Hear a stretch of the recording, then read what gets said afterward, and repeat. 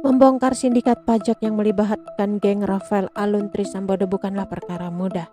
Oleh karena itu, menurut mantan Kepala Pusat Pelaporan Analisis Transaksi Keuangan Yunus Hussein, dibutuhkan sinergi kuat berbagai pihak.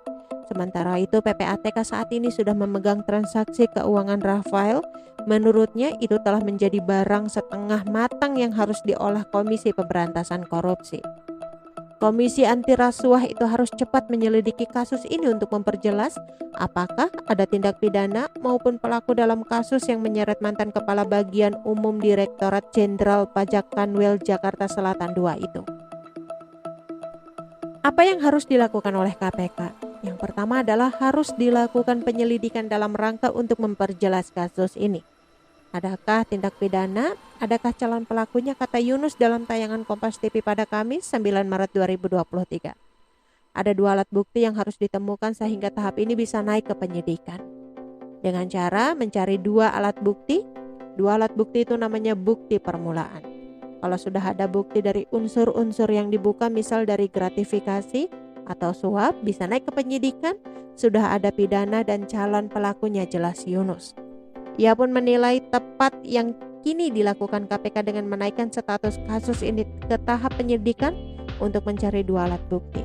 Kendati demikian, dirinya menilai sebenarnya fase ini bisa dilakukan sejak kasus ini ramai disorot. Nah, inilah yang harus dilakukan oleh KPK. Yang sekarang udah tepat arahnya dilakukan seperti apa, walaupun sebenarnya kemarin-kemarin sudah bisa dilakukan seperti apa, pungkas Yunus. Sebelumnya, Inspektorat Jenderal Kementerian Keuangan telah melakukan pemeriksaan terhadap harta kekayaan yang dimiliki mantan Kepala Bagian Umum Direktorat Jenderal Pajak Kanwil Jakarta Selatan II, Rafael Alun Trisambodo. Dalam pemeriksaan tersebut, unit ini menemukan adanya aset Rafael yang mengatasnamakan kerabat terdekat terkait kepemilikannya. Rafael diduga sengaja menyembunyikan harta dan tidak patuh dalam membayar pajak. Komisi Pemberantasan Korupsi pun telah meningkatkan kasus ini ke tahap penyelidikan karena adanya transaksi mencapai 500 miliar rupiah yang dilakukan Rafael dan terafiliasi dengan 40 rekening yang kini telah diblokir.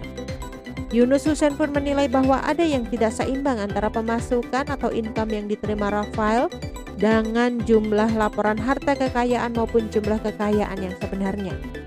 Ini jika dilihat dari laporan harta kekayaan penyelenggara negara terlebih sejak 2019 hingga 2023. Kalau dilihat besarnya seperti itu, LHKPN-nya lebih besar.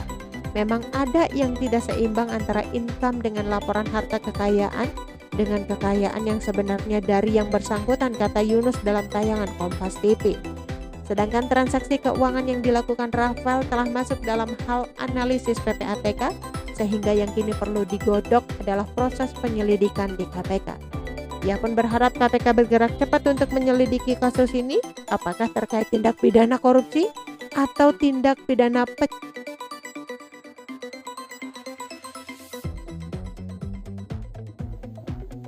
Oke teman-teman, itu sedikit berita dari channel Vlog Berita. Sampai ketemu lagi di berita-berita selengkapnya. Assalamualaikum, bye-bye.